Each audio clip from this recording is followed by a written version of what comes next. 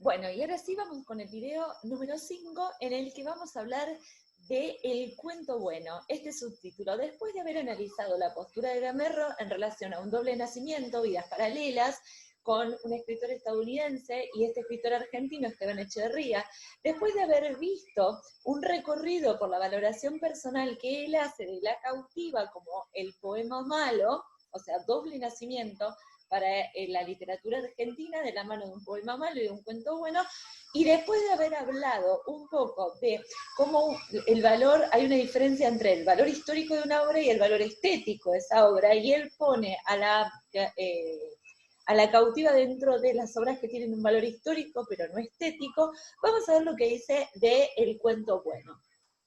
La literatura argentina empieza con una violación.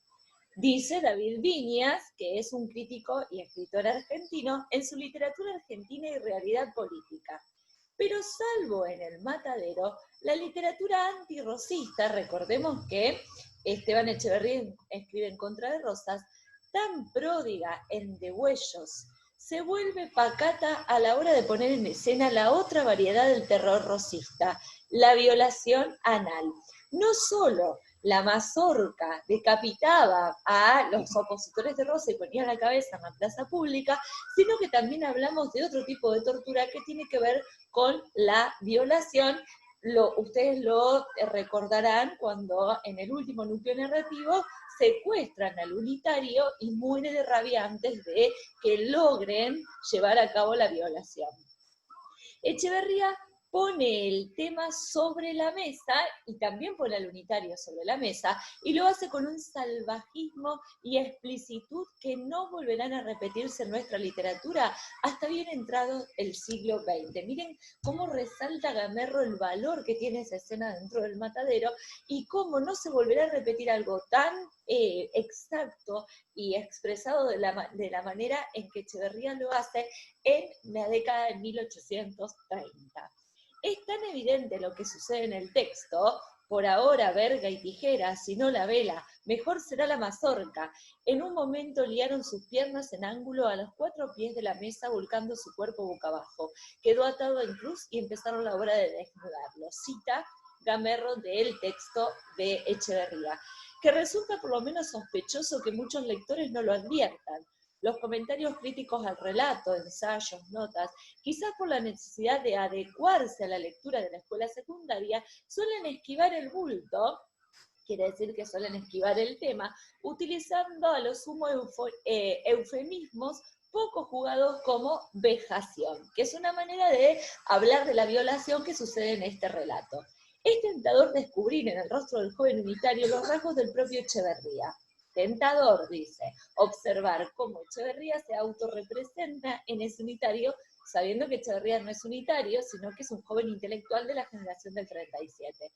Parte de la furia insana que se desprende del texto surge de la valentía del escritor de ponerse en ese lugar, así como la potencia originaria de la naranja mecánica surge de la decisión de Anthony Burgess de contar la violación de su esposa desde el punto de vista de los pandilleros que la violaron. No me voy a detener en este punto porque nosotros no leímos La naranja mecánica. Echeverría sabía que si lo agarraban podía pasarle algo bastante parecido. Como tantas veces en la literatura, lo autobiográfico se da en negativo.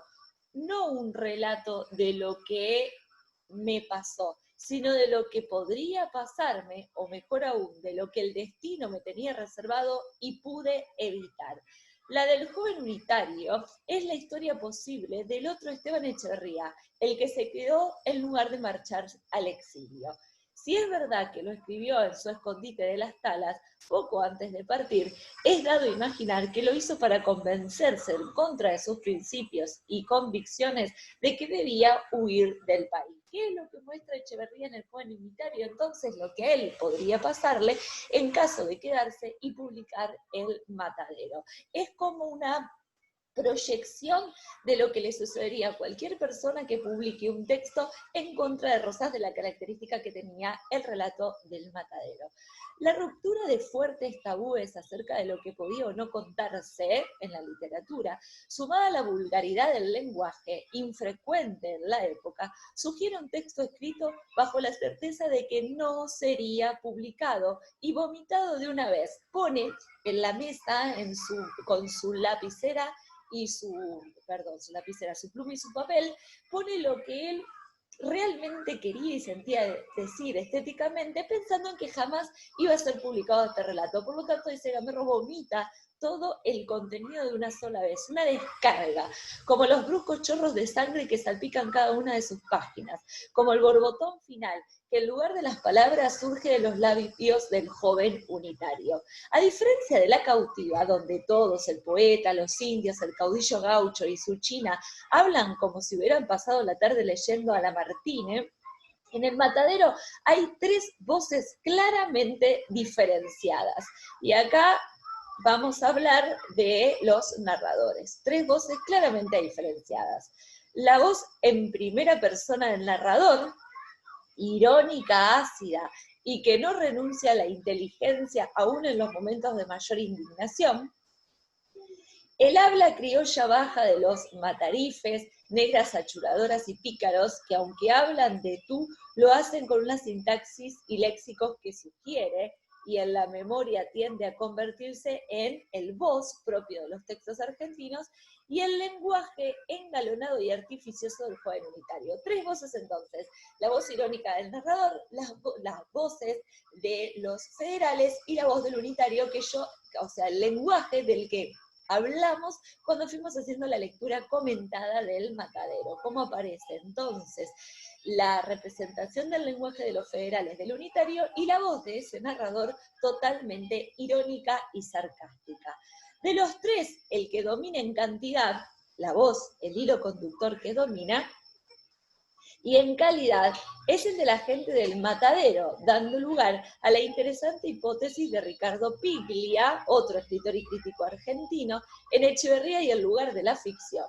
El registro, y cita Ricardo Piglia, el registro de la lengua popular, que está manejado por el narrador como una prueba más de la bajeza y la animalidad de los bárbaros, es un acontecimiento histórico y es lo que se ha mantenido vivo en el matadero. Fíjense cómo habla de este acontecimiento histórico en cuanto a la representación del lenguaje de la barbarie. Y es lo que se ha mantenido vivo en el matadero. Hay una diferencia clave entre el matadero y el comienzo del Facundo, de Sarmiento, la obra más importante de quien fue también presidente de la República Argentina. En Sarmiento se trata de un relato verdadero, de un texto que toma la forma de una autobiografía. En el caso del matadero es pura ficción, pura ficción. Ni hablar que el tratamiento que le damos a Facundo de Sarmiento también es el de la obra de es una ficción, se convierte, está dentro del plano de la literatura, pero hay mucha otra intención política en el Facundo, diferente a la del matadero. Por supuesto, cada obra tiene su intención literaria y su construcción, la construcción de un mundo ficcional. El matadero es pura ficción, dice Gamerro retomando a Ricardo Piglia, y justamente porque era una ficción, pudo hacer entrar el mundo de los bárbaros y darle un lugar y hacerlos hablar. Recuerden que yo les he mencionado cómo se construye el mundo ficcional. La literatura nos propone un mundo con ciertas reglas, esto lo hablamos creo que en Cosmovisiones, con ciertas reglas, y esas reglas son las que el lector debe conocer a la hora de generar ese pacto ficcional entre el autor y yo lector. Acepto las reglas del mundo que me propone y acepto que es un mundo ficcional creado por el autor, con personajes imaginarios y lugares imaginarios, aunque pueda parecerme totalmente real. No debo olvidar nunca que es la construcción en sí de lo que acá se dice claramente, pura ficción. Hacer entrar al mundo de los bárbaros y darle un lugar y hacernos hablar, que es lo que hace Echeverría con los federales. La ficción en la Argentina nace, habría que decir, del intento de presentar el mundo del enemigo. ¿Quién es el enemigo para Esteban Echeverría? Rosas y los federales. Del distinto, el otro, es decir, el antagonista, el opuesto, el enemigo. Escribo literatura para poder presentarles a mi enemigo. Acá está, se los pongo en este relato. Se llama bárbaro, gaucho, indio o inmigrante. Nosotros vamos a ver cómo en Martín Fierro el otro, el enemigo, es el indio. Esa representación supone y exige la ficción. Vamos a remarcar la palabra representación y la palabra ficción. La ficción es entonces la representación, en este caso, del mundo del otro, del enemigo. La clase se cuenta a sí misma bajo la forma de la autobiografía y cuenta al otro como la ficción. Y esto es lo fundamental. Echeverría, acá fíjense que marcamos una clara postura de Gamerro. Echeverría entrega su escritura, su corpus, su cuerpo textual, a la violación simbólica de los mazorqueros, del lenguaje del vulgo, y lo hace con una fruición salvaje y nihilista cercana a la desesperación. Los mazorqueros entran a saco en su texto, lo mancillan, lo pinturrajean de sangre, lo degradan de su lenguaje obsceno. Y el autor los deja hacer, les da rienda suelta, los muestra tal cual son, los deja entrar al texto, los deja hablar, los deja hacer todas sus violaciones en cuanto al lenguaje y en cuanto a lo físico. Más aún, pareciera ayudarlos en su tarea dándoles a propósito el lenguaje más afectado al joven unitario, entregándolo inerme, desnudo de palabras que salven su dignidad a manos de sus enemigos. El lenguaje del matadero violando al lenguaje del salón. El lenguaje del salón es el opuesto al de los federales, por eso dice el lenguaje del matadero de los federales, que aparecen allí, violando al lenguaje culto del salón al que él frecuentaba con el resto de los intelectuales jóvenes de su generación. De este parto nace nuestra literatura de ficción, de la violación de un lenguaje totalmente bárbaro y animalizado hacia un lenguaje intelectual y mucho más culto, que en el matadero se aparecen juntos y se mezclan el lenguaje del unitario versus el lenguaje de los federales. Y Esteban Echeverría construye entonces en su mundo literario y en su mundo de ficción esta representación de lo que él pensó que nunca iba a publicar y por eso lo puso con tanta claridad. Los federales, la mazorca, el degollamiento y la violación en el plano físico y en el plano simbólico del lenguaje. Puede también haber en esta vejación lingüística cierta autohumillación retrospectiva del autor, porque en las palabras del joven unitario reconocemos a esta altura con cierta ternura los acentos y los énfasis del lenguaje de la cautiva. Pero la sensación de familiaridad pronto cede paso a una comprobación asombrosa. Si el lenguaje del unitario en el matadero es el lenguaje de Echeverría en la cautiva, el lenguaje de Echeverría en el matadero no es el de Echeverría en la cautiva. El Echeverría, incurablemente romántico de la cautiva, cede en el matadero su retórica al unitario y habla en otra voz, que para simplificar podemos llamarla de Echeverría realista.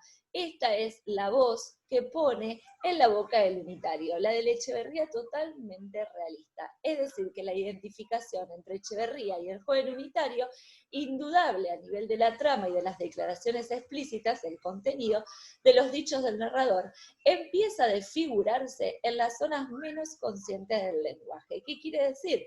Que justamente se diferencia Echeverría del unitario a la hora de poner las palabras en la boca de ese unitario.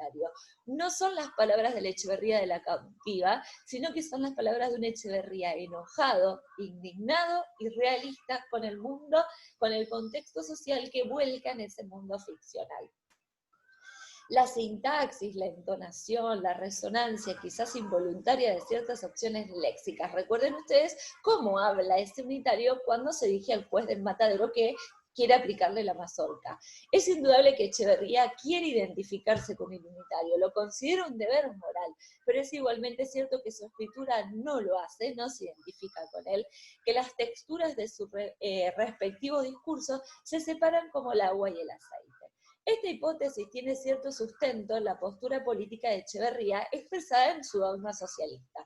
Y cita, a fines de mayo del año 1837, la sociedad argentina estaba dividida en dos facciones irreconciliables por sus odios, como por sus tendencias, que se habían largo tiempo despedazado en los campos de batalla. La facción federal vencedora, que se apoyaba en las masas populares y era la expresión genuina de sus instintos semibárbaros, y la facción unitaria, minoría vencida, con buenas tendencias, pero sin bases locales de criterio socialista, y algo antipática por sus arranques soberbios de exclusivismo y supremacía. Había, entre tanto, crecido, sin mezclarse en esa guerra fratricida, ni participar de esos odios, en el seno de la sociedad una generación nueva, que por su edad, su educación, su posición, debía aspirar y aspiraba a ocuparse de la cosa pública. En este dogma socialista, en este fragmento, se ve cómo Echeverría refiere a la clase de jóvenes a las que él formaba parte. La situación de esa generación nueva en medio de ambas facciones era singular. Los federales la miraban con desconfianza y ojeriza porque la hallaban poco dispuesta a aceptar su librea de vasallaje. La veían hojear libros y vestir frac, tal cual aparece el unitario en el matadero. Los corifeos del partido unitario, aislados en Montevideo, con lástima y menosprecio, porque la creían federalizada u ocupada solamente de frivolidades. Esa generación nueva, empero, que unitarizaba a los federales y federalizaba a los unitarios y era rechazada a un tiempo por el gremio de ambas facciones, no podía pertenecerles. Esto es lo que, Esto es lo que Esteban Echeverría expresa en el dogma socialista. La colocación de Echeverría es aquí indudable. Él y los suyos querrían un lugar nuevo, y es la persecución rosista lo que lo fuerza a elegir, acercarse al lado unitario. Y la pregunta que ahora se plantea es, por supuesto, la siguiente: ¿es verdaderamente unitario el joven atacado o será más bien un miembro de esa nueva generación? Unitario lo llamaban los mazorqueros. El narrador se refiere a él con el revelador, a la luz de los párrafos citados, título de El joven. Y una sola vez, o ninguna, en esto las ediciones varían, dice El joven unitario. Y en el párrafo final se establece claramente la posibilidad de una diferencia. Llaman ellos salvaje unitario, conforme a la jerga inventada por el restaurador, patrón de la cofradía, a todo el que no era degollador, carnicero, ni salvaje, ni ladrón, a todo hombre decente y de corazón bien puesto, a todo patriota ilustrado, amigo de las luces y de la libertad. Y por el suceso anterior puede verse a las claras que el foco de la federación estaba en el matadero. Esta cita pertenece al último párrafo de la obra. Volviendo al plano estético, lo que resulta paradójico es que la intervención del unitario y su lenguaje no arruinan el relato, como dice Gamarro, que sí lo hace la intervención de la voz de Echeverría en La cautiva. El lenguaje de Echeverría romántico, que desplegado sobre la tabula rasa del desierto, el desierto de nuestra literatura es fundamentalmente un desierto discursivo, es el lugar sin palabra, porque ahí habitan también los indios, los bárbaros, produce los dolores estéticos de La cautiva. Acá, insertado como una mera oposición y contrapunto al discurso dominante del mazorquero, funciona dramática y estéticamente, tomando aisladamente el lenguaje del unitario. Y tenemos una cita: sí, la fuerza y la violencia bestial, esas son vuestras armas infames, el lobo, el tigre, la pantera también son fuertes como vosotros, deberíais andar como ellos en cuatro patas. Es igual de malo que el de Brian. Y ahí nos cita: María, soy infeliz, ya no eres digna de mí, del salvaje la torpeza habrá ajado la pureza, de tu honor y mancillado tu cuerpo santificado por mi cariño y tu amor. Pero justo cuando el lector estaba empezando a acostumbrarse al lenguaje del matadero y este estaba empezando a automatizarse y perder brillo, aparece el del unitario para por contraste, destacar su originalidad, potencia y calidad. ¿Qué quiere decir? Y marcamos hasta aquí. Que una vez que Esteban Echeverría construye ese lenguaje y ese mundo representado en los federales, cuando el lector ya casi se estaba agotando de leer las barbaridades y obscenidades de los federales, Echeverría pone un corte con el personaje del unitario, o del joven, como dice Gamerro aquí, que va a hablar de una manera totalmente opuesta al de los federales, y se va a acercar a lo que es a lo que son los personajes de La Cautiva. Pero cuando este joven que aparece con este lenguaje culto y refinado también empieza a caer en ese lenguaje totalmente rebuscado y culto de La Cautiva, los federales lo torturan, explota de rabia y Echeverría lo hace callar. Este es el juego que nos propone también, o el análisis que Gamerro hace sobre el lenguaje en el matadero. Cómo Echeverría logra en este texto manejar y no sobrepasarse ni con la representación de uno ni con la representación del otro. Perfecto. Y es aquí donde el texto de Echeverría despliega su mayor perversidad. El maniqueísmo político y moral se convierte en ambigüedad estética. Como lectores, puramente como lectores, estamos siendo 100% con los mazorqueros y llegamos a decir que castiguen al unitario por hablar de manera tan afectada y artificial. El propio Echeverría parece sucumbir al imperio de la potencia estética sobre la intención moral. Tal vez, empezando a temer por la suerte de su relato, hace que los mazorqueros lo amordacen para que deje de hablar.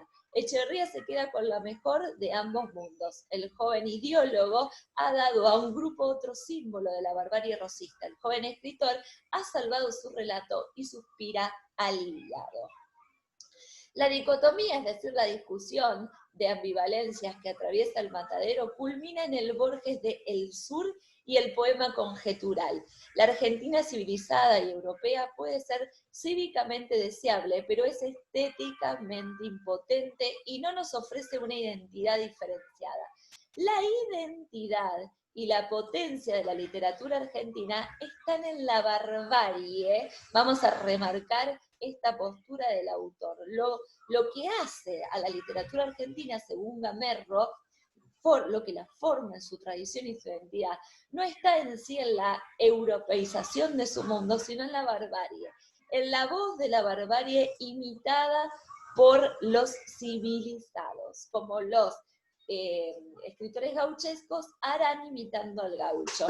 La exultación de la Prida, al morir en manos de los gauchos, se emparenta con el salvaje abandono con que Echeverría entrega a su joven héroe al sacrificio en el altar de la literatura. Ser violado por una mazorca de maíz es una manera indudable de entregarse a un destino sudamericano.